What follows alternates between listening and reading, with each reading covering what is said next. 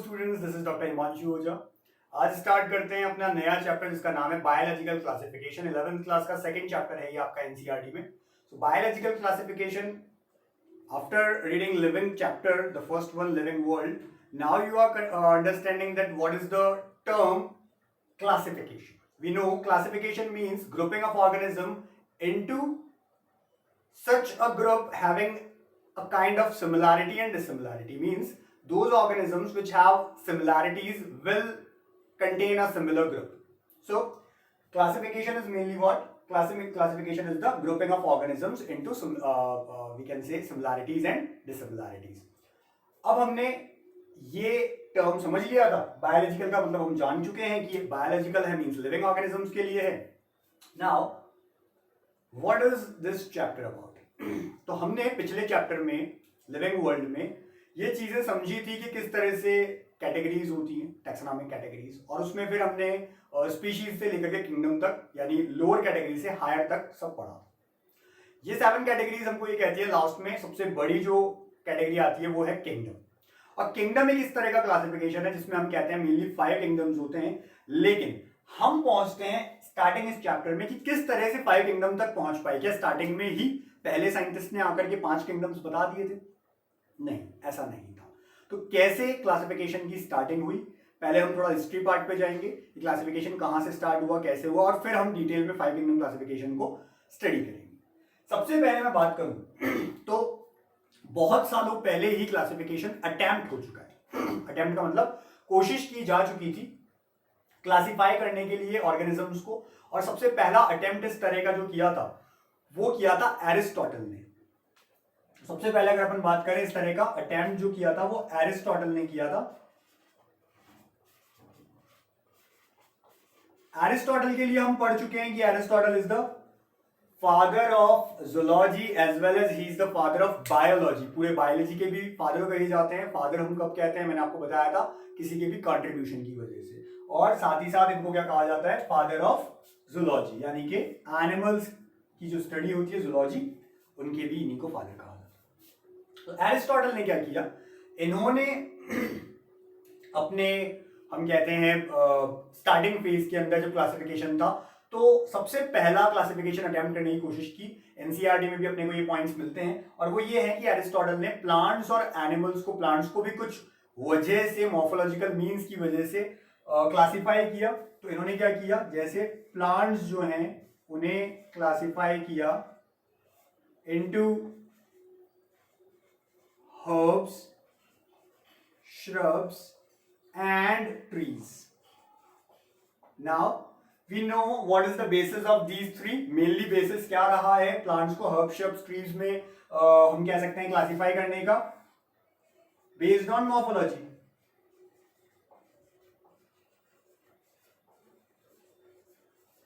अगर कहा जाए कि आप हर्ब, श्रब, ट्रीज को देख करके पहचान सकते हैं तो बिल्कुल पहचान सकते हैं। अगर हम कहते हैं हर्ब्स कौन सी होती है, जो बिल्कुल छोटे प्लांट्स हमको नजर आते हैं, जिनमें हमें ऐसी ब्रांचेस नजर नहीं आती है, जिनमें जो स्टेम होता है वो बहुत ज्यादा हार्ड नहीं होता है, खास करके हम ग्रासेस वगैरह इन सब की बात कर सकते हैं, वो है हर्ब्स।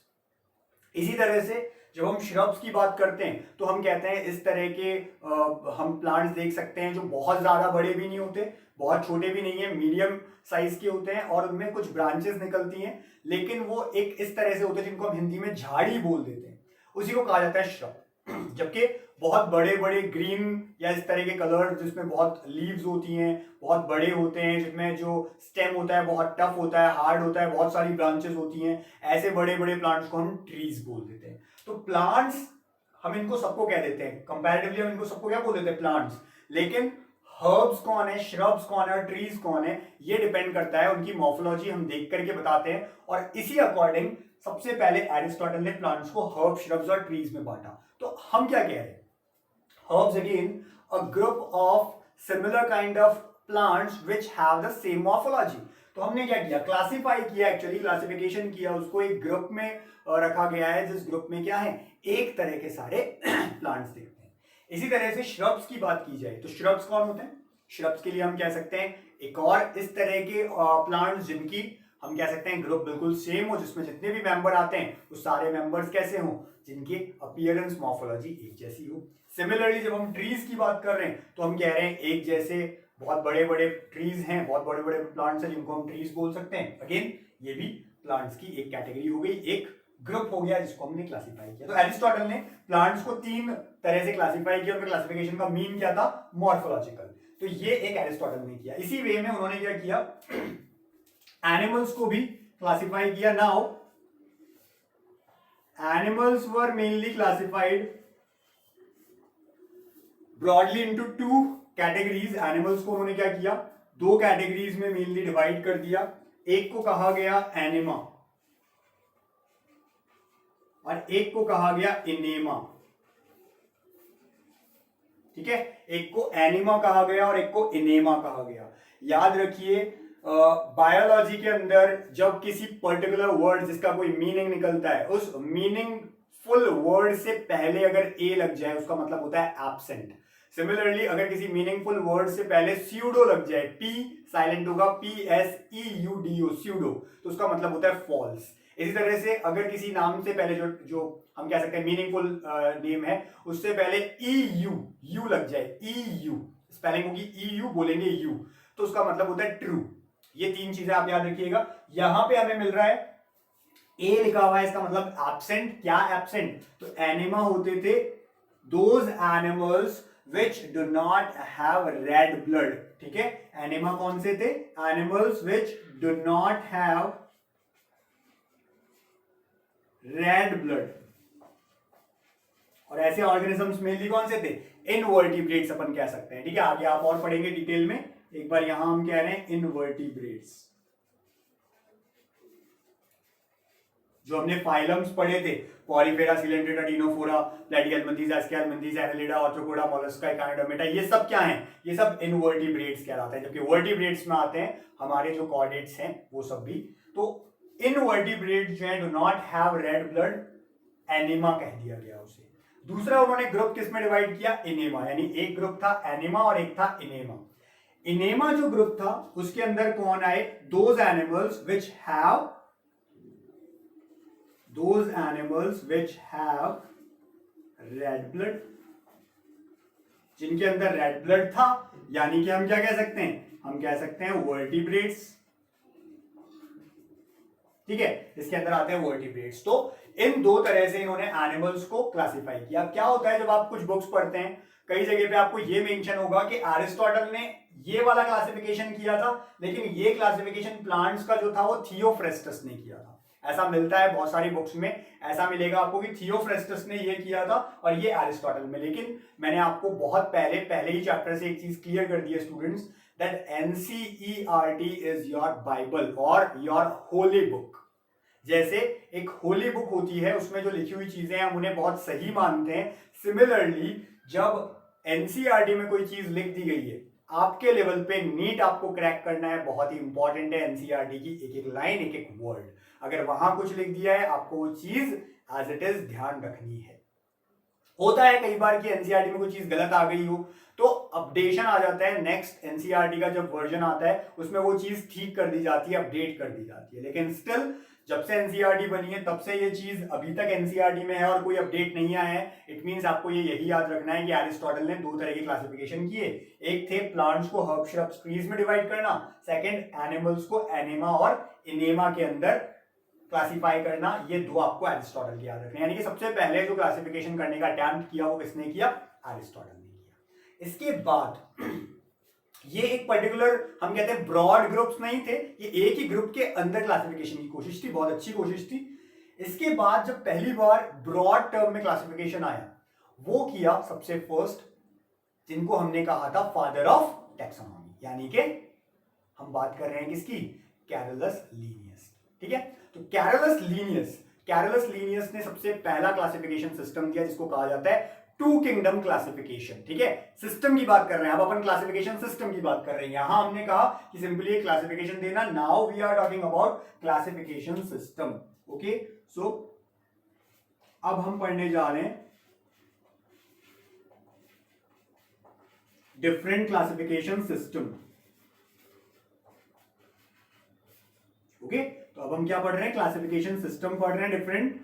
सबसे पहला क्लासिफिकेशन सिस्टम हमने कहा क्या होता है, यह है टू किंगडम क्लासिफिकेशन सिस्टम। ठीक है, सबसे पहला है two kingdom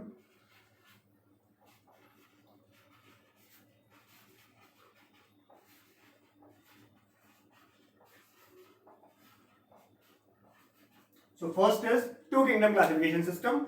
to kingdom classification हमें क्या कहता है, तो सबसे पहले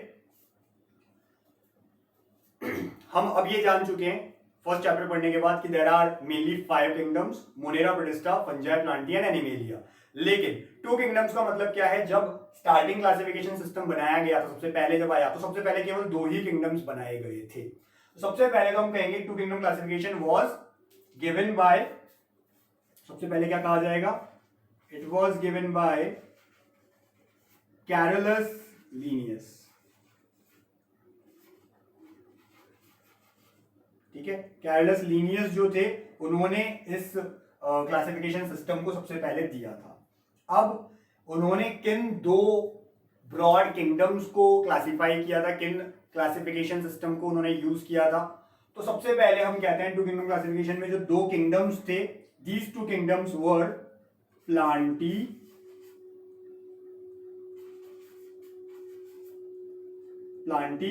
एंड एनिमेलिया। तो इन्होंने क्या किया, प्लांटी एंड एनिमेलिया, इन 2 ब्रॉड ग्रुप्स को क्लासिफाई कर दिया। किस बेस पे क्लासिफाई किया, सबसे पहले अगर हमको देखना पड़े क्लासिफिकेशन का बेसिस क्या रहा था उस टाइम पे उनका, तो सबसे पहले इसमें जो इन्होंने बहुत कॉमन चीज देखी वो ये थी कि all plants were those organisms which do not move और विच कैन नॉट मूव। ठीक है, तो ऐसा उन्होंने लिया एक, जिसको हम क्या कह सकते हैं, मोबिलिटी, मोबाइल है, मूवमेंट कर सकते हैं या नहीं, इसे देखते हुए उन्होंने प्लांटी और एनिमेलिया को सबसे पहले अलग किया। दूसरी चीज थी उनका न्यूट्रिशन, क्या वो ऑटोट्रॉफिक है या हेटेरोट्रॉफिक है।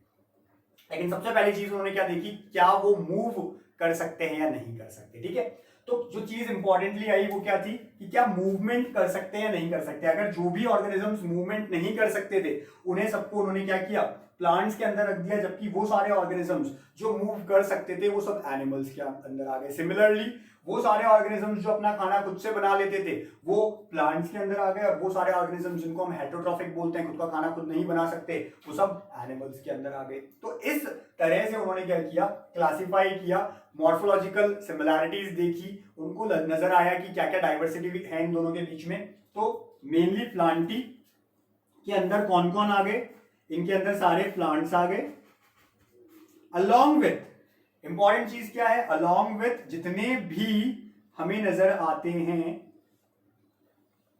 Fungi, along with all type of algae. तो एल्गी सारे आ गए इसमें ही, फंजाई सारे आ गए इसमें ही, प्लांट्स आ गए इसी में, इसके अलावा बैक्टीरिया जो थे वो भी इसी के अंदर आ गए, और some kind of other organisms जैसे प्रोटोजोआ जो होते हैं वो कुछ ऑर्गेनिजम्स भी प्लांटी के अंदर आ गए, जबकि कुछ प्रोटोजोअन्स जो थे वो एनिमल्स में चले गए। तो एनिमल्स में मेनली यहां हमने एक और चीज कही, सम प्रोटोजोअन्स, जबकि एनिमेलिया के अंदर अगेन कुछ एनिमल्स आए, जितने भी एनिमल्स थे वो सब तो थे ही, साथ ही साथ कुछ प्रोटोजोअन्स यहां पर भी प्रेजेंट थे। ये हम बाद में कह पा रहे हैं। ठीक है, हम ये पहले नहीं बोल सकते, पहले तो उन्होंने सबको एक जैसों को प्लांट कह दिया, एक जैसे सबको एनिमल्स कह दिया। अब जब धीरे धीरे चीजें क्लियर हुई, अब हम कह पा रहे हैं कि उस समय में प्लांटी के अंदर सारे प्लांट्स थे, फंजाई थे, एल्गी थे, बैक्टीरिया थे, प्रोटोजोअन्स भी थे कुछ तरह के, और कुछ प्रोटोजोअन्स एनिमल्स में भी थे। यही बाद में प्रॉब्लम आई थी, प्रोटोजोअन्स को अलग करने का मेन रीजन ही यही था कि प्रोटोजोअन्स कुछ जो थे वो प्लांट्स के अंदर भी आते थे, कुछ प्लांट जैसी सिमिलैरिटी रखते थे, कुछ एनिमल जैसी सिमिलैरिटी रखते थे। तो सारे एनिमल्स के साथ कुछ प्रोटोजोअन्स भी आ गए एनिमेलिया के अंदर। तो मेनली टू किंगडम क्लासिफिकेशन जो था वो कैरोलस लीनियस ने दिया था। एक प्लांटी और एक एनिमेलिया, 2 तरह के क्लासिफाइड उन्होंने किंगडम्स बना दिए। एक किंगडम के अंदर ये सारे ऑर्गेनिजम्स आ गए, एक के अंदर ये आ गए। मेनली बेसिस क्या था, ये सब वो ऑर्गेनिजम्स थे जो मूव नहीं कर सकते थे। वो प्रोटोजोअन्स जो मूव होते हुए नजर आए उन्होंने एनिमल्स के अंदर रख दिया उन्हें, पर वो प्रोटोजोअन्स जो मूव होते हुए नजर नहीं आए, इसके अलावा प्लांट्स मूव नहीं कर सकते हैं, वो सारे फंजाई जो मूव नहीं कर सकते हैं, एल्गी जो मूव नहीं कर सकते हैं, इसके अलावा वो बैक्टीरिया, क्योंकि उस समय कई सारी चीजें, इलेक्ट्रॉन माइक्रोस्कोप नहीं था तो उस तरह के बैक्टीरिया को नहीं देखा गया। ये पता चल गया कि ये सारे ऑर्गेनिजम्स जो एक जगह स्टक रहते हैं, मूव नहीं कर सकते, अपना खाना खुद भी बना लेते हैं, उनको ये क्लियर नहीं था। फंजाई में से कई सारी ऐसे फंजाई, या मेनली जो फंजाई की बात करें वो हेटेरोट्रॉफिक ग्रुप है। बहुत सारी चीजों को नहीं देखा गया, बहुत सारे कैरेक्टर्स को नहीं देखा गया। मेनली कह दिया गया कि जो मोटाइल है, नॉन मोटाइल है, उस बेस पे प्लांटिया एंड एनिमेलिया दो किंगडम बना दिए गए। स्टिल जब एक किंगडम बना बहुत साल पहले ही बन चुका था, अब नीड आने लगी धीरे धीरे कुछ ऐसे ऑर्गेनिजम्स की जो प्लांटी के साथ भी हैं, एनिमेलिया के साथ भी हैं। स्टिल उनके अंदर कुछ ऐसे कैरेक्टर्स हैं जो ना तो प्लांटी जैसे हैं ना एनिमेलिया जैसे हैं, बिल्कुल डिफरेंट हैं वो सारे ऑर्गेनिजम्स। तो कहीं ना कहीं बहुत जरूरी हो गया ऐसे ऑर्गेनिजम्स को अलग करना। तो क्या किया गया, अब जाकर के एक नए ग्रुप को बनाने के लिए एक और किंगडम क्लासिफिकेशन आया, सेकंड, जिसको हम कहते हैं क्या, three kingdom classification.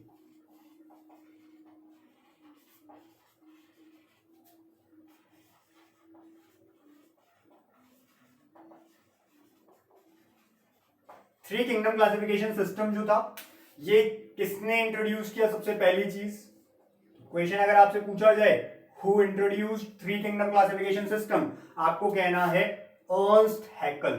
It was given bye और इंट्रोड्यूस्ड बाय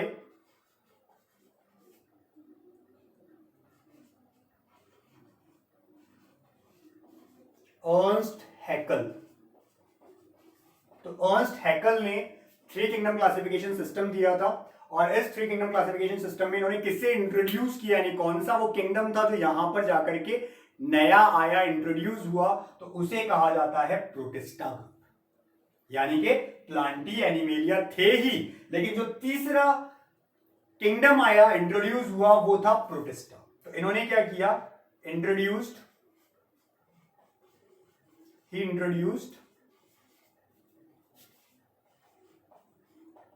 प्रोटिस्टा किंगडम।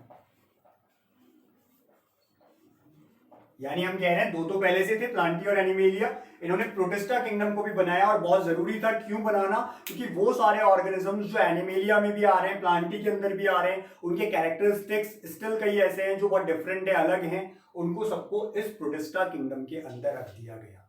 कैसे? तो सबसे पहले हम कहते हैं इस प्रोटिस्टा किंगडम के अंदर कौन कौन आए।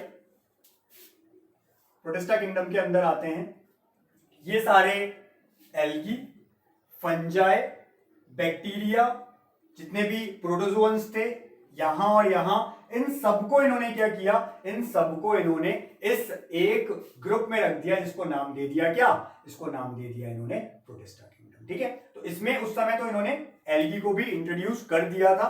तो हम कहते हैं यहां पे मेनली कौन कौन आ गए, प्रोटिस्टा के अंदर इन्होंने एल्गी को लेकर के आए। ठीक है, इसके अलावा यहां पे फंजाई को भी लेकर के आ गए।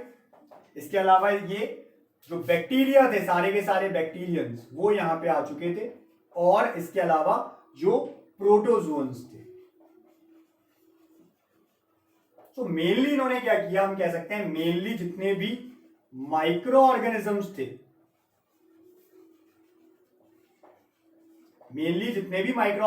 थे, सबको इन्होंने क्या किया, प्रोटिस्टा किंगडम के अंदर रख दिया। लेकिन बेसिस क्या था, किस बेस पे इन्होंने ये किंगडम डिक्लेयर किया, किस बेस पे इन्होंने इसको इंट्रोड्यूस किया? तो यहां अपने को समझने कुछ इंपॉर्टेंट चीजें, जैसे कि ये प्रोटिस्टा किंगडम के अंदर जो इनको नजर आया वो था यूनिसेल्युलर ऑर्गेनिजम्स थे। सारे के सारे क्या थे, मेनली यूनिसेल्युलर अपन कह सकते हैं, क्योंकि उस समय अगेन क्लासिफिकेशन इतना ब्रॉड नहीं हो पाया था, इतने सारे ऑर्गेनिजम्स को ढंग से क्लासिफाई नहीं कर पाए थे। तो अब हम जानते हैं there are some kind of algae which are unicellular. ठीक है, आगे आप पढ़ेंगे, नेक्स्ट थर्ड चैप्टर पूरा प्लांट किंगडम पे ही है, तब आपको समझ में आएगा कि मोस्ट ऑफ द एल्गी जितना है वो मल्टीसेलुलर है, लेकिन कुछ एल्गी ऐसे भी हैं जो यूनिसेलुलर है। मींस एल्गी यूनिसेलुलर भी होते हैं, मल्टीसेलुलर भी होते हैं। सिमिलरली अगर हमसे कहा जाए फंजाई, तो फंजाई में यूनिसेलुलर फंजाई की हम पहले बात कर चुके हैं, दैट इज ईस्ट।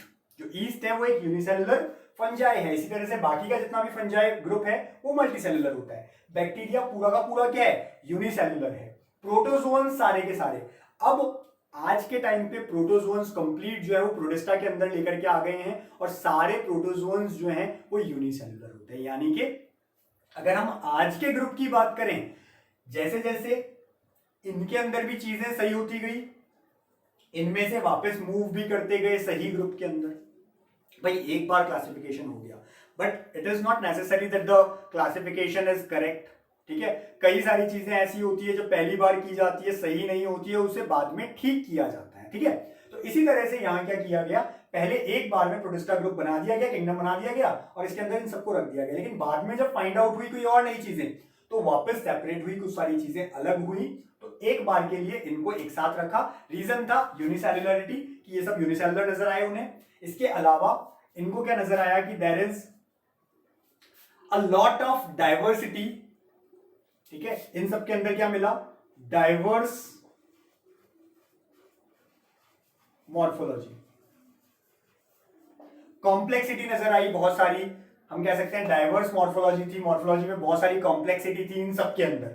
लेकिन अगर हमको दिखे प्लांट्स, आप आज जाकर के अगर प्लांट्स देखते हैं, आपसे कोई बताए नहीं आज तक, अगर सपोज करो आप 11th क्लास से पहले नहीं जानते थे, सपोज आप नहीं जानते थे प्लांटी और एनिमेलिया ये दो किंगडम होते हैं, तो बचपन से, या हम कहें छोटा सा बच्चा 4 साल 5 साल का, क्या वो प्लांट्स और एनिमल्स को नहीं पहचान सकता? बिल्कुल पहचान सकता है। रीजन क्या है? सबसे बड़ा मॉर्फोलॉजी। वो देख करके पहचान जाएगा ये मॉर्फोलॉजी जिनकी भी होती है वो एनिमल्स है, इस तरह की जितनी भी मॉर्फोलॉजी होती है वो प्लांट्स है। तो वो हम कह सकते हैं पूरे प्लांट जितने भी हैं, मोस्ट ऑफ द जितने भी एनिमल्स हमको नजर आते हैं, एक कंप्लीट मॉर्फोलॉजी में जो डाइवर्सिटी है हम कह सकते हैं उनकी कॉम्प्लेक्सिटी इतनी ज्यादा नहीं है, लेकिन इन ऑर्गेनिज्म में बहुत ज्यादा कॉम्प्लेक्सिटी मिलती है। तो इनको क्या मिला, डाइवर्स मॉर्फोलॉजी मिली बहुत ज्यादा, यानी कि हम कह रहे हैं मॉर्फोलॉजी में बहुत ज्यादा क्या मिली, कॉम्प्लेक्सिटी मिली। एक चीज तो इन्होंने कहा जितनी भी ज्यादा कॉम्प्लेक्सिटी वाले ऑर्गेनिजम्स हैं उन सबको इन्होंने एक जगह पे ला करके रख दिया। ठीक है, दूसरी चीज इन्होंने क्या देखी कि इस तरह के ऑर्गेनिजम्स थे ये सारे, जिनको एक तरह से देखा जाए तो ना तो कंप्लीटली प्लांटी के जो हम कह सकते हैं प्लांट्स जिनको हम बोल रहे हैं उनसे सिमिलरिटी रख रहे हैं, और ना ही ये ज्यादातर एनिमल्स जो है उनसे सिमिलरिटी रख रहे हैं। जब इस तरह की चीज नहीं है तो इनको क्या कह दिया गया, इनको एक अलग ग्रुप बना दिया गया। तो इन सब चीजों को देखते हुए क्या किया, इन्होंने एक अलग ग्रुप बनाया जिसको नाम दिया प्रोटिस्टा किंगडम, और प्रोटिस्टा में स्टार्टिंग में इन सबको रख दिया गया। यहां हमें क्लियर है टू किंगडम क्लासिफिकेशन कैसे बना, क्यों बना। उसके बाद 3 किंगडम बनाने का रीजन क्या था, कई सारे ऐसे ऑर्गेनिजम्स जो प्लांटी में भी आ रहे थे, एनिमेलिया में भी आ रहे थे, स्टिल ना तो प्लांटी से कंप्लीट रिजॉल्व कर रहे थे ना एनिमल से कंप्लीट रिजॉल्व कर रहे थे, तो उनको अलग बना करके एक किंगडम में बना दिया गया जिसका नाम दिया प्रोटिस्टा, और दिया किसने, अर्नस्ट हैकेल ने। स्टिल हमें यहाँ पे नजर आती है कई सारी चीजें, जैसे हमने कहा बैक्टीरिया जो है ये कंप्लीट यूनिसेलुलर है, प्रोटोजोअन्स कंप्लीट यूनिसेलुलर है, बट फंजाई कंप्लीट, अगर मोस्ट ऑफ द की बात करें, केवल एक हमने ईस्ट अलग किया है, तो ये पूरा मल्टी सेलुलर है, यूनिसेलुलर नहीं है। ठीक है, बैक्टीरिया यूनिसेलुलर था, प्रोटोजोअन्स यूनिसेलुलर थे, मल्टी सेलुलर। एल्गी कुछ यूनिसेलुलर भी कुछ मल्टी सेलुलर भी, तो अगेन कुछ चीजें जो है वो क्लियर नहीं हो पा रही है। बात की जाए एल्गी की, एल्गी होती है ऑटोट्रॉफिक, खुद का खाना खुद बना सकते हैं। फंजाई अगेन कंप्लीटली हेटेरोट्रॉफिक होता है। बैक्टीरिया जो होते हैं वो भी कुछ ऑटोट्रॉफिक होते हैं कुछ हेटेरोट्रॉफिक होते हैं। प्रोटोजोअन्स जो होते हैं कुछ ऑटोट्रॉफिक होते हैं कुछ हेटेरोट्रॉफिक होते हैं, यानी कि यहां पर भी कई सारी चीजें ऐसी थी जो क्लियर नहीं हो पाई। अब टाइम के साथ क्या हुआ, जैसे जैसे टाइम आगे बढ़ा कुछ डिस्कवरीज साथ में हुई, जिनमें बहुत इंपॉर्टेंट डिस्कवरी थी इलेक्ट्रॉन माइक्रोस्कोप की। जब इलेक्ट्रॉन माइक्रोस्कोप आ गया, ठीक है, जब किसकी एक हमने कहा डिस्कवरी हो गई, तो बहुत इंपॉर्टेंट मैं यहां पे एक पॉइंट लिख रहा हूं कि डिस्कवरी जब हुई, एक इंपॉर्टेंट डिस्कवरी जिसको कहा जाता है इलेक्ट्रॉन माइक्रोस्कोप की। ठीक है, इलेक्ट्रॉन माइक्रोस्कोप की बहुत इंपॉर्टेंट डिस्कवरी हुई, माइक्रोस्कोपी बहुत अच्छे लेवल पे काम होने लगा, तब जाकर ये पॉसिबल हो पाया कि किसी ऑर्गेनिज्म के अंदर की जितनी भी स्टडी है उसे ढंग से किया जाए। सेल्स कौन कौन सी होती हैं, सेल के इंटरनल पार्ट्स को देखा जा सके, सेल्स के अंदर ऑर्गेनेल्स को देखा जा सके, स्टडी की जा सके। जब ये पॉसिबल हुआ तब कई सारी और भी चीजें पॉसिबल थी, जैसे हम सेल के अंदर न्यूक्लियस देख सकते थे, अदर जितने भी ऑर्गेनेल्स हैं उनको देख सकते थे। इन सबको देखने से कुछ चीजें क्लियर हुई। क्या क्लियर हुआ स्टूडेंट्स? तो जब ये सब स्टडीज आई तो एक चीज बहुत कॉमन सामने आई, वो ये थी कि बहुत सारे ऑर्गेनिजम्स ऐसे हैं, खास करके माइक्रो ऑर्गेनिजम्स हैं, जिनमें सेल के अंदर अगर हम न्यूक्लियस को देखें तो वो न्यूक्लियस किसी न्यूक्लियर मेम्ब्रेन से बाउंड नहीं है, ना ही वो एडवांस टाइप का न्यूक्लियस, एक प्रिमिटिव न्यूक्लियस की तरह से हम कह रहे हैं, न्यूक्लियस एब्सेंट बोल रहे हैं जिस वर्ड को हम, तो न्यूक्लियस एब्सेंट, या हम कह रहे हैं कि न्यूक्लियस जो है वो प्रिमिटिव है, न्यूक्लियर मेम्ब्रेन नहीं है, न्यूक्लियोलस एब्सेंट है। जो सेल ऑर्गेनेल्स प्रेजेंट होते हैं, जैसे हमने कहा, हम जानते हैं पहले क्लासेस में आप पढ़ चुके हैं, ईआर एंडोप्लाज्मिक रेटिकुलम जिसको बोलते हैं, गोल्जी बॉडीज आप बोल देते हैं, ठीक है। तो जितने भी ये सारे सेल ऑर्गेनेल्स होते हैं, इनमें से कुछ जो होते हैं वो डबल मेम्ब्रेन बाउंड होते हैं, कुछ सिंगल मेम्ब्रेन बाउंड होते हैं। लेकिन ऐसे जो ऑर्गेनिज्म जिनकी अभी हम बात कर रहे हैं, जिनको स्टडी किया गया, जिनके अंदर न्यूक्लियर मेम्ब्रेन एब्सेंट थी, न्यूक्लियोलस एब्सेंट था, इनके अंदर एक और चीज देखी गई कि इन ऑर्गेनिजम्स के अंदर क्या एब्सेंट होता है, मेम्ब्रेन बाउंड ऑर्गेनेल्स नहीं है। इनके अंदर ना तो ईआर है, ना इस तरह के जो ऑर्गेनिजम्स है, गोल्जी बॉडी भी एक सिंगल मेम्ब्रेन से बनी होती है। इसके अलावा अगर हम कहें माइटोकॉन्ड्रिया, डबल मेम्ब्रेन स्ट्रक्चर होता है, ऑर्गेनेल होता है, इनमें ऐसा कुछ भी नहीं। जो भी हम कहते हैं ऐसे ऑर्गेनेल्स हैं जो एक मेम्ब्रेन से भी बाउंड होते हैं, वो है ही नहीं इनके अंदर। यानी कि मेनली एक चीज समझ में आई ऐसा करने पर कि there are two kind of organisms on the basis of cell structure. जब हम सेल स्ट्रक्चर को बहुत अंदर से डीपली पढ़ते हैं, स्टडी करते हैं, तो हम दो तरह से क्लासिफाई कर सकते हैं मेनली ऑर्गेनिजम्स को। एक को कहेंगे प्रोकैरियोट्स और एक को कहेंगे यूकैरियोट्स। अभी अभी थोड़ी देर पहले मैंने आपको बोला यू का मतलब होता है ट्रू। यहां कैरियन का मतलब मैं आपको पहले बता चुका हूं, इसका मतलब होता है न्यूक्लियस। प्रोकैरियोट्स का मतलब जिनके अंदर प्रो मींस प्रिमिटिव, एक होता है प्रिमिटिव यानी पहले हो चुका पुराना, और एक एडवांस्ड नया।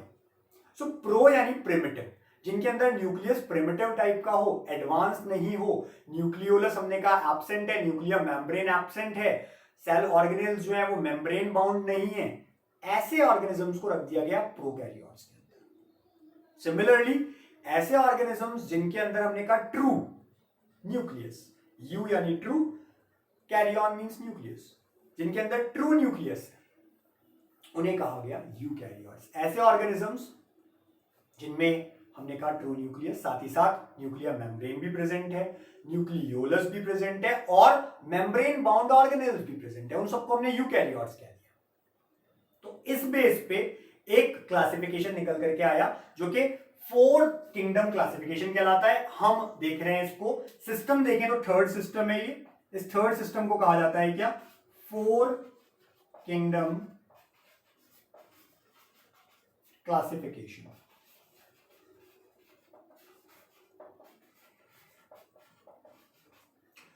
फोर किंगडम क्लासिफिकेशन क्या कहता है स्टूडेंट्स?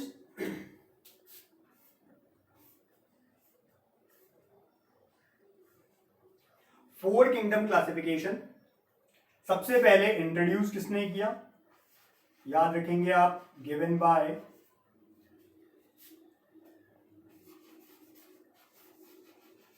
कोपलैंड। जो साइंटिस्ट थे उनका नाम है Copeland. So it was given bye Copeland, ठीक है। ये जो स्टडी आई थी दैट वाज इन अराउंड 1958 के अराउंड ये फोर किंगडम क्लासिफिकेशन दिया था। और उससे पहले क्या हो चुका था, इलेक्ट्रॉन माइक्रोस्कोप जो है वो डिस्कवर हो चुका था ऑलरेडी, इसकी डिस्कवरी हो चुकी थी। और इलेक्ट्रॉन माइक्रोस्कोप के थ्रू जो सेल है उसकी इंटरनल स्टडी बहुत अच्छे से की जा चुकी थी, न्यूक्लियस और इन सबको स्टेन करके समझा जा चुका था कि उनके अंदर क्या क्या स्ट्रक्चर मिलते हैं, एक सेल के अंदर कौन कौन से ऑर्गेनेल्स मिलते हैं, तो ये सब चीजें समझी जा चुकी थी। तो कोपलैंड ने क्या किया, इन्होंने फोर किंगडम क्लासिफिकेशन दिया, and the fourth kingdom which was introduced in this classification system was Monera. तो इन्होंने क्या किया, इन्होंने जो नया क्लासिफिकेशन इंट्रोड्यूस किया, ही इंट्रोड्यूस्ड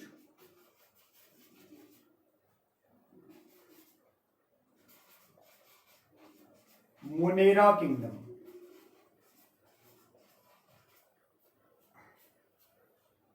ओके,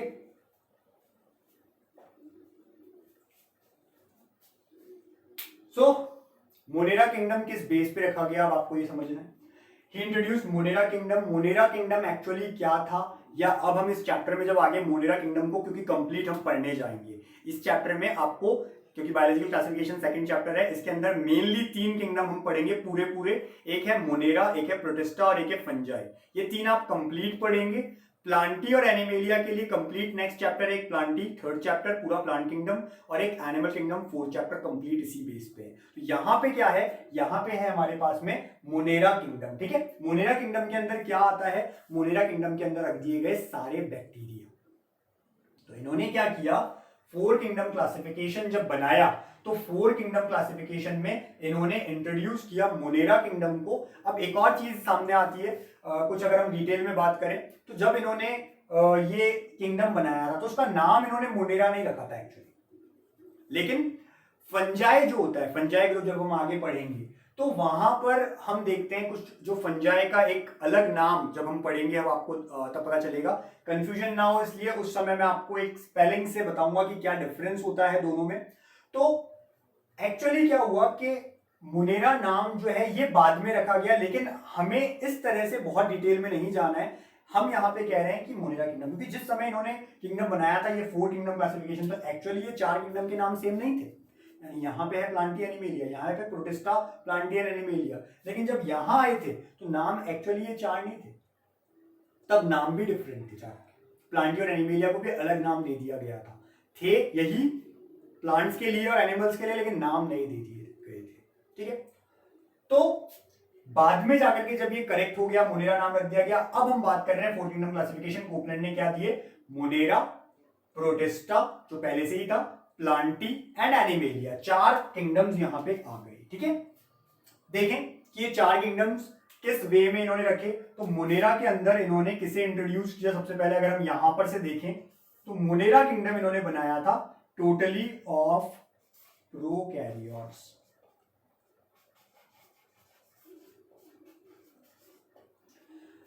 क्योंकि इलेक्ट्रॉन माइक्रोस्कोप की डिस्कवरी हो चुकी थी, स्टडी हो चुकी थी सेल्स की, पता चल चुका था कि किस तरह से प्रोकैरियोट्स हम किसको बोल रहे हैं। तो हमने क्या कहा, वो सारे ऑर्गेनिजम्स जिनके अंदर ट्रू न्यूक्लियस एब्सेंट होता है, यानी हम क्या देते हैं, किस तरह का न्यूक्लियस होता है, प्रिमिटिव टाइप का न्यूक्लियस होता है। दूसरी चीज हमने क्या बोली, हमने कहा वो सारे ऑर्गेनिजम्स जिनके अंदर मेम्ब्रेन बाउंड ऑर्गेनेल्स नहीं प्रेजेंट होते, यानी कोई भी वो ऑर्गेनेल प्रेजेंट नहीं है जिसमें मेम्ब्रेन प्रेजेंट होती है। ठीक है, एग्जांपल में एक बात कर सकता हूं, राइबोसोम। राइबोसोम ऐसा ऑर्गेनेल है जो मेम्ब्रेन बाउंड नहीं होता है, तो इनके अंदर राइबोसोम प्रेजेंट होता है। लेकिन इसके अलावा जब हम बात करते हैं ईआर, गोल्जी बॉडी, माइटोकॉन्ड्रिया, ये सब एब्सेंट होते हैं। ठीक है, तो ये क्या कह रहे हैं हम, प्रोकैरियोट्स जिनके अंदर, दूसरी चीज हमने बोली कि मेम्ब्रेन बाउंड ऑर्गेनेल्स एब्सेंट होते हैं। तीसरी चीज हम कहते हैं अगर न्यूक्लियस या तो एब्सेंट है या प्रेजेंट है तो उसके अंदर न्यूक्लियर मेम्ब्रेन नहीं है। चौथी चीज हम कहते हैं न्यूक्लियोलस एब्सेंट होता है। पांचवी चीज हम बोलते हैं जो राइबोसोम प्रेजेंट भी है वो 70S टाइप का है। ये सब जो चीजें हैं ये प्रोकैरियोट्स की होती है मेनली। कई सारे डिफरेंस आपको आगे समझ में आएंगे, फिलहाल के जो डिफरेंस है वो ये है।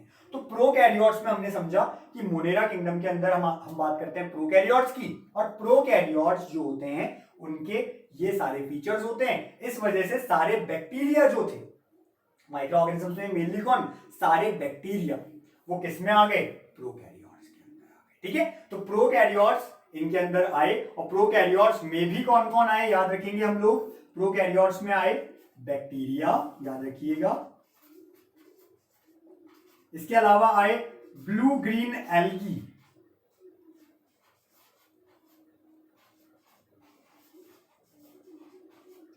बैक्टीरिया के साथ साथ ही कौन आए, ब्लू ग्रीन एल्गी। क्योंकि ये जो ब्लू ग्रीन एल्गी होती है, ये नाम एल्गी जरूर पड़ गया इसे क्योंकि पहले ये एल्गी ग्रुप में ही था, लेकिन जब इस बेस पे अलग किया गया तो ये प्रोकैरियोट्स बने, क्योंकि इनकी जो सेल स्ट्रक्चर होती है वो प्रोकैरियोट्स जैसी होती है। तो इन्हें कहां रखा गया, प्रोकैरियोट्स के साथ। नाम है ब्लू ग्रीन एल्गी, और इसी को अब नाम दे दिया गया ब्लू ग्रीन एल्गी को। जब इन्हें इसके अंदर रख दिया गया था तो इनका नाम चेंज होकर के बन गया cyanobacteria.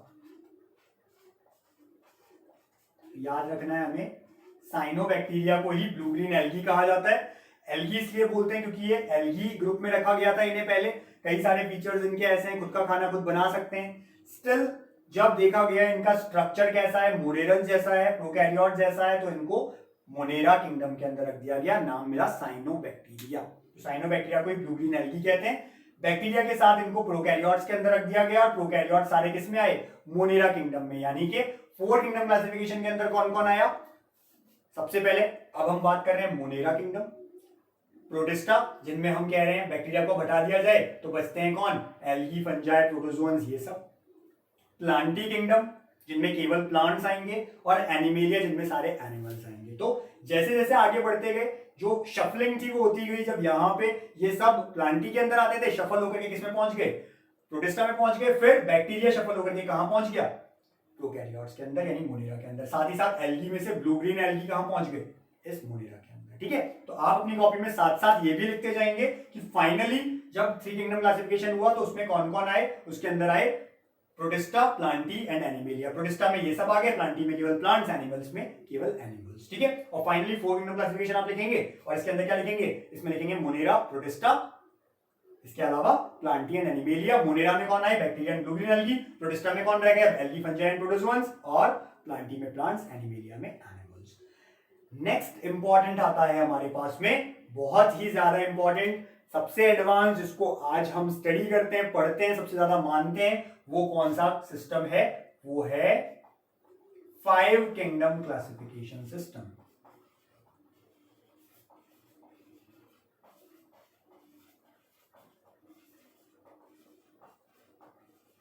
Five kingdom classification system.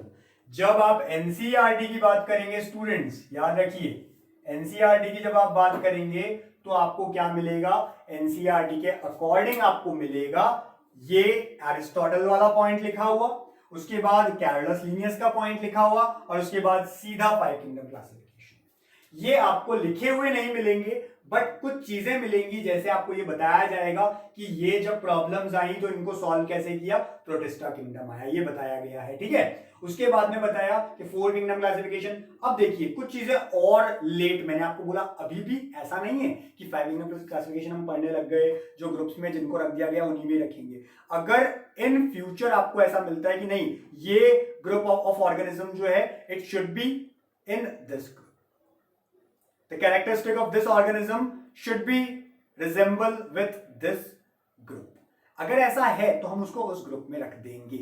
आने वाले टाइम में ऐसा होता है। जैसे एक एग्जांपल मैं आपको देता हूं, इवन दो जिन्होंने पुरानी एनसीईआरटी देखी है, आप में से अगर किसी के पास अपने पुराने किसी फ्रेंड की, जो कोई आपके पड़ोसी भी हो सकते हैं, आपके बड़े भाई बहन हो सकते हैं, उनकी पुरानी एनसीईआरटी रखी हो, तो वहां आपको क्या मिलता है? एल्गी, जैसे क्लेमाइडोमोनास, ये मिलती है किसके अंदर? एल्गी ग्रुप के अंदर, यानी प्लांटी के अंदर, जबकि एल्गी अब प्लांटी के अंदर आ गया है। ठीक है, अभी हम फाइनली पढ़ेंगे, एल्गी जो है वो प्लांटी के अंदर आ गया है, तो उसके अंदर मिलती है। लेकिन जब हम देखते हैं नई एनसीईआरटी को पढ़ेंगे, नए अपडेशन को देखेंगे, तो क्लेमाइडोमोनास जो है उसे रख दिया गया है अब प्रोटिस्टा के अंदर, यानी इसे प्रोटिस्टन माना गया है, उसके जैसा उनका फीचर था इसलिए। ठीक है, क्योंकि यूनिसेलुलर हमने कहा था, कुछ सारे एल्गी जो है यूनिसेलुलर है, तो ऐसों को इस तरह से डिवाइड कर दिया गया। तो आपको ये भी ध्यान रखना है कि एडवांसमेंट जैसे जैसे आती जाती है, चीजें चेंज होती जाती है। और ये चीज जो मैं आपको अभी बता रहा हूं, ये आपके 10th क्लास में थी, क्लेमाइडोमोनास वाली चीज जो प्रोटिस्टा में आ गई थी, ये आपके थी पहले भी, उसको आप देखिएगा, समझिएगा, पढ़िएगा, आपको मिल जाएगा। अब हम क्या कह रहे हैं? हम कह रहे हैं फाइव किंगडम क्लासिफिकेशन सिस्टम होता है। ठीक है, फाइव किंगडम क्लासिफिकेशन सिस्टम जब हम देखते हैं तो सबसे पहली चीज इंपॉर्टेंट जो हम अब तक पढ़ते आए वो है हु इंट्रोड्यूस्ड दिस सिस्टम, किसने ये सिस्टम दिया? तो हम कहेंगे it was given by R.H. Whittaker, याद रखना नाम, R.H. Whittaker in 1969। ये क्वेश्चन बनता है, एनसीईआरटी का पॉइंट है, इंपॉर्टेंट क्वेश्चन है, कई बार बन सकता है। याद रखिए, who gave the five kingdom classification system, याद रखना है R.H. विटेकर। कब दिया ये भी याद रखना है, 1969 में दिया था। ठीक है, कौन से वो 5 किंगडम्स थे जो R.H. विटेकर ने बताए? तो ये 5 किंगडम्स थे, मोनेरा जो कि पहले ही आ चुका था, प्रोटिस्टा जो कि पहले ही आ गया था, लेकिन इन्होंने इंट्रोड्यूस किया क्या? Fungi group. इन्होंने कहा ऐसे ग्रुप जो है तो मल्टीसेल्युलर, यूकैरियोट्स भी हैं। ठीक है, सबसे पहले अगर हमसे कहा जाता मोनेरा केवल प्रोकैरियोट का एक ही ग्रुप है, यूनिसेलुलर प्रोकैरियोट्स होते हैं यूनिसेलुलर, लेकिन यूनिसेलुलर और कौन होते हैं, यूनिसेलुलर और होते हैं प्रोटिस्टा। तो प्रोटिस्टा वाले मिले यूनिसेलुलर, लेकिन इनके अंदर ये फंजाई और एल्गी क्या कर रहे हैं, फंजाई के लिए फिर अलग ग्रुप बना जो मल्टी सेलुलर भी है और यूकैरियोट भी है, ठीक है। तो फंजाई इन्होंने नया ग्रुप बना दिया, ऐसे सारे ऑर्गेनिजम्स जो मल्टी सेलुलर थे, यूकैरियोट्स थे और हेटेरोट्रॉफिक थे, जिनका खाना खुद का नहीं बना सकते थे। अब जो प्रोटिस्टा ग्रुप रहा था वो ऐसा था जिसके अंदर मोड ऑफ न्यूट्रिशन बहुत सारे टाइप का था। अब जो बचा था उसकी कह रहे हैं हम, यानी जब आपने बैक्टीरिया को अलग कर दिया, एल्गी वापस चला गया प्लांटी के अंदर, फंजाई अलग ग्रुप आ गया, तो अब जो प्रोटिस्टम बचता है जिसमें सारे प्रोटोजोन्स आते हैं और जो प्रोटिस्टा के अलग ऑर्गेनिजम्स आते हैं साथ में, वो कैसे रह गए, जिनमें मोड ऑफ न्यूट्रिशन जो है बहुत सारे टाइप का होता है, अलग अलग टाइप के मोड ऑफ न्यूट्रिशन मिलते हैं। यानी हमने कहा था ना यहाँ पे कॉम्प्लेक्सिटी, तो कॉम्प्लेक्सिटी मिलती है न्यूट्रिशन के अंदर, साथ ही यूनिसेलुलर होते हैं सारे, और इस तरह के ऑर्गेनिजम्स जो हैं वो प्रोटिस्टा में बचे रह गए। तो एक हो गया फंजाई, फंजाई के बाद में दो वही हैं, एक है प्लांटी और एक है animalia. Monera, protista, fungi, plantae and animalia, these five are the five kingdom classification. तो फाइव किंगडम क्लासिफिकेशन सिस्टम में ये पांच क्या आते हैं, ये पांच कहलाते हैं किंगडम्स। सो अब बात आती है what is the basis of classification,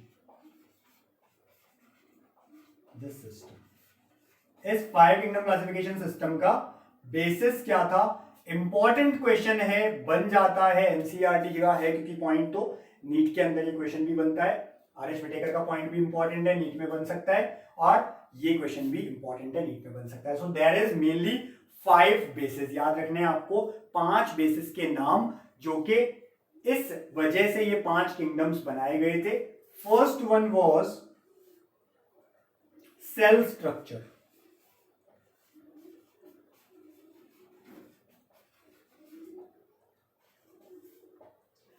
second one was, पहले मैं एक बार लिख दूं फिर आपको समझाता हूं। सेल स्ट्रक्चर सबसे पहला बेसिस था, फिर सेकेंड बेसिस जो था वो था बॉडी ऑर्गेनाइजेशन कैसा है उनका,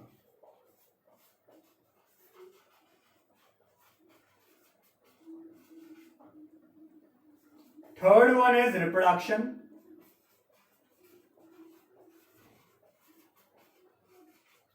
fourth one was mode of nutrition,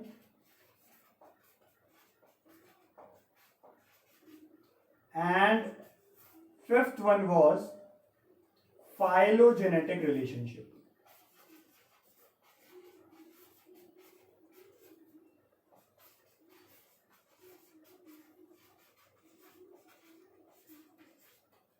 phylogenetic relationships, ये 5 आपको याद रखने हैं बेसिस। इसमें ऐसा नहीं है कि ये कोई सीरियल वाइज है, जरूरी नहीं है आप इसी सीरियल में याद रखें, लेकिन आप इसको कैसे भी याद रख सकते हैं। ये 5 आपको याद रखने हैं basis of five kingdom classification system. इस सिस्टम को क्लासिफाई करने के क्या क्या रीजन रहे, कौन से बेसिस रहे, तो ये 5 बेसिस आपको याद रखने।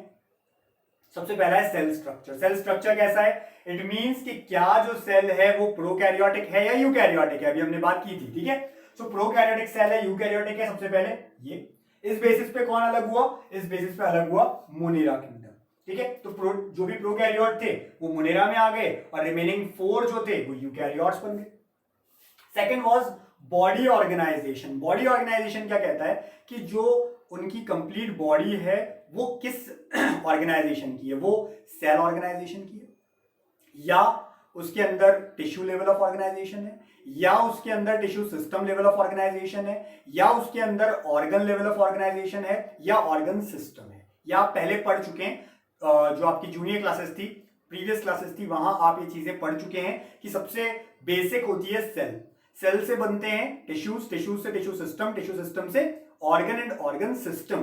तो बॉडी ऑर्गेनाइजेशन कैसा है, बात की जाए मोनेरन्स की, अगेन प्रोकैरियोट्स की, तो सारे के सारे कैसे होते हैं, यूनिसेलुलर, यानी सेल ऑर्गेनाइजेशन होता है इनमें, टिश्यू नहीं होता, टिश्यू लेवल नहीं होता, सेल लेवल होता है। सेकंड जो था वो क्या था, प्रोटिस्टा। यानी अब हम एक और चीज इसमें ऐड कर रहे हैं, क्योंकि मैंने कहा अपडेशन आता गया। अब जो प्रोटिस्टन बचा, अब जो प्रोटिस्टा किंगडम बचा, जिसके अंदर प्रोटिस्टा के अंदर कौन आया, प्रोटिस्टा के अंदर अब केवल प्रोटोजोअन्स थे, इन सबको हटने के बाद। तो तो हमको क्या मिला, प्रोटिस्टेंट वो हैं जिनमें क्या एब्सेंट हो, लैक ऑफ टिश्यूज। ये एक और प्रोटिस्टा की कैरेक्टरिस्टिक हो गई कि जिसके अंदर टिश्यूज एब्सेंट हो, टिश्यू लेवल एब्सेंट हो। दोनों में एब्सेंट होते हैं, मोनेरा में भी नहीं होते और प्रोटिस्टा में भी नहीं होते। लेकिन मोनेरा में कैसा है, प्रोकैरियोट्स है, जबकि प्रोटिस्टा कैसा है, प्रोटिस्टा यूकैरियोट है। तो जो यूनिसेल्युलर यूकैरियोट्स हैं वो प्रोटिस्टा कहलाएंगे।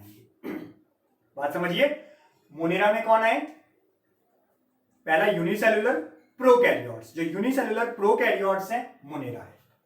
और किसी भी ग्रुप में यूनिसेल्युलर प्रोकैरियोट्स नहीं है। सेकंड, यूनिसेल्युलर यूकैरियोट्स है, तो यूकैरियोट लेकिन यूनिसेल्युलर है। यूनिसेल्युलर यूकैरियोट किसमें आ गए, प्रोटिस्टा में। Unicellular prokaryotes, unicellular eukaryotes. बाकी तीनों मल्टीसेल्युलर यूकैरियोट्स ही। जैसे ही बॉडी ऑर्गेनाइजेशन की बात की, एक और ग्रुप अलग हो गया, एक और किंगडम अलग हो गया, और वो क्या बन गया, प्रोटिस्टा। प्रोटिस्टा कैसे बन गया, क्योंकि बॉडी ऑर्गेनाइजेशन होती है यहाँ पे सेल लेवल की, टिश्यू लेवल एब्सेंट होता है, टिश्यू लेवल इन तीनों में मिलता है, क्योंकि यहाँ मल्टी सेल्युलर हो जाता है। मल्टी सेल्युलर मींस एक सेल से ज्यादा आते ही या तो टिश्यू बनेगा, टिश्यू अगर बहुत सारे ऑर्गन बनेगा, ऑर्गन बहुत सारे ऑर्गन सिस्टम बनेगा। कुल मिलाकर सेल ऑर्गेनाइजेशन नहीं है, सेल ऑर्गेनाइजेशन इन दोनों में ही होती है।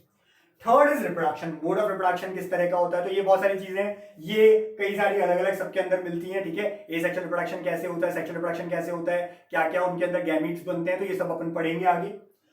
मोड ऑफ न्यूट्रिशन उनका कैसा है, तो जैसा हमने कहा कि मोनेरन्स जो होते हैं अगेन ऑटोट्रॉफिक हेटेरोट्रॉफिक दोनों तरह के होते हैं, प्रोटिस्टन भी दोनों तरह के होते हैं, लेकिन मेनली प्रोटिस्टा के अंदर सबसे ज्यादा टाइप का मोड ऑफ न्यूट्रिशन आता है, अपन ने कहा था यहाँ पे। तो सबसे ज्यादा टाइप ऑफ न्यूट्रिशन जो है, मोड ऑफ न्यूट्रिशन, वो प्रोटिस्टा में मिलता है हमें। फंजाई सारे हेटेरोट्रॉफिक होते हैं, तो हेटेरोट्रॉफिक मोड ऑफ न्यूट्रिशन दो के अंदर आएगा, फंजाई एंड एनिमेलिया। पहले ही दो तो अलग हो गए, अब इस बेसिस पे, मोड ऑफ न्यूट्रिशन के बेसिस पे कौन अलग हुए, प्लांटी।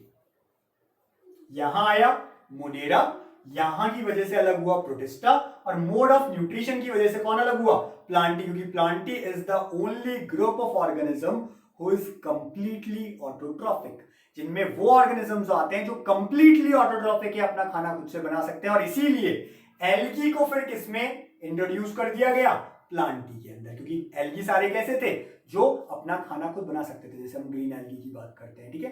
तो इनके अंदर, खुद के अंदर ग्रीन एल्गी ही है इसलिए नहीं, रेड एल्गी, ब्राउन एल्गी, ये भी अपना खाना बना सकते हैं। तो क्या किया, जैसे ही एल्गी की बात आई तो हमने क्या कह दिया, एल्गी क्या है, जो प्लांटी के साथ आने चाहिए। क्यों आने चाहिए, क्योंकि इनका मोड ऑफ न्यूट्रिशन कैसा होता है, ऑटोट्रॉफिक। अगेन आप प्रीवियस क्लास में पढ़ चुके हैं, what is autotrophic, what is heterotrophic. तो हम क्या कह रहे हैं, हम कह रहे हैं ऑटोट्रॉफिक मोड ऑफ न्यूट्रिशन आते ही वो किसमें आ जाएगा, प्लांटी किंगडम केवल यहां आएगा। अब दो बच रहे हैं, एक है फंजाई और एक एनिमेलिया। उन्हें किस बेस पे अलग किया गया, mainly phylogenetic relationship. Phylogenetic relationship का क्या मतलब होता है, तो यही टर्म हम पहले पढ़ चुके हैं, अलग नाम से याद करिए। हमने पढ़ा था एंसेस्ट्रल रिलेशनशिप, फर्स्ट चैप्टर में एंसेस्ट्रल रिलेशनशिप हम पढ़ चुके हैं। इसके अलावा हमने इसको एक और नाम दिया था, क्या याद करिए, एंसेस्ट्रल रिलेशनशिप, फाइलोजेनेटिक रिलेशनशिप, या फिर कौन सी रिलेशनशिप हम कहते हैं इसे, जब हम पढ़ रहे थे, अगर आपको याद आना चाहिए, हम आइडेंटिफिकेशन पढ़ रहे थे। आइडेंटिफिकेशन में हमने कहा था एक होते हैं जब हम कंप्लीट मैच कर लेते हैं ऑर्गेनिजम्स को, तो हम क्लैडिस्टिक मेथड यूज करते हैं, या हम कहते हैं कि फाइलोड्स और इस तरह के मेथड्स यूज करते हैं। हम कह देते हैं कि वहां पे कुछ तरह के ग्राफ बनते हैं, ठीक है, कुछ तरह के ग्राफ बनते हैं, और उन ग्राफ से हम क्या मैच करते हैं, कौन किससे कितना सिमिलर है। तो एंसेस्ट्रल रिलेशनशिप का मतलब ही क्या है, इवोल्यूशनरी रिलेशनशिप। तो हम क्या कह रहे हैं, ये तीनों का मतलब सेम होता है, याद करिए। तो साइंटिफिक टर्म क्या है, एंसेस्ट्रल साइंटिफिक नहीं है, इवोल्यूशनरी भी कंप्लीट साइंटिफिक नहीं है, कंप्लीट साइंटिफिक वर्ड है फाइलोजेनेटिक। तो फाइलोजेनेटिक रिलेशनशिप का मतलब क्या है, फाइलोजेनी का मतलब ही एंसेस्ट्रल या इवोल्यूशनरी का मतलब होता है इससे, ठीक है। तो अगर हम कह रहे हैं कहीं फाइलोजेनी, फाइलोजेनी क्या बता रही है हमको, कि इनके एंसेस्टर्स कौन थे, कैसे थे, किनसे रिजेंबल करते हैं, या इनके हम कह सकते हैं इवोल्यूशन कैसे हुआ है किसका। अब आप समझ पाए फिफ्थ पॉइंट क्या है, फाइलोजेनेटिक रिलेशनशिप। अगर हम देखेंगे किसी भी ऑर्गेनिज्म को रख के कौन किससे ज्यादा सिमिलर है, तो हमें पता चल जाएगा कि क्या वो एनिमल्स में आना चाहिए, फंजाई, ठीक है। तो बहुत सारे चीजें थी जिनको सॉल्व करने के लिए ये 5 बेसिस, अभी भी कई सारी ऐसी चीजें हुई कि कोई ऑर्गेनिज्म है, क्या वो प्रोटिस्टा में आना चाहिए या एनिमेलिया में आना चाहिए, प्लांटी में आना चाहिए, क्योंकि प्रोटिस्टा ऐसा ग्रुप है जो कि हर ग्रुप से कुछ ना कुछ रिजेम्बलेंस रखता है। तो उन चीजों को दूर करने के लिए कौन काम आता है यहाँ पे, फाइलोजेनेटिक रिलेशनशिप काम आती है। तो फाइलोजेनेटिक रिलेशनशिप से यानी एंसेस्ट्रल हिस्ट्री जिन बच्चों ने नहीं पढ़ा, जो यही इसी चैप्टर से ये हम हमारा लेक्चर स्टार्ट कर रहे हैं, वो क्या करें, फर्स्ट चैप्टर का जो हमारा कंप्लीट लेक्चर्स थे लिविंग वर्ल्ड के, उन्हें वापस पढ़े। वहां आपको समझ में आएगा एंसेस्ट्रल और रिवॉल्यूशनरी रिलेशनशिप क्या होती है, बहुत डिटेल में मैंने समझाई है, उसी को कहा जाता है फाइलोजेनेटिक रिलेशनशिप। अब इंपॉर्टेंट क्या है क्वेश्चन फाइलोजेनेटिक क्लासिफिकेशन से, एक तो किसने दिया था, कौन से 5 किंगडम है और उनका बेसिस क्या था, ये 5 नाम आपको याद रखने हैं, इंपॉर्टेंट। तो आज के लिए अपन ने ये सब पढ़ा स्टूडेंट्स। होमवर्क आपको लिख लेना है कि हम क्या करने जाएंगे आज।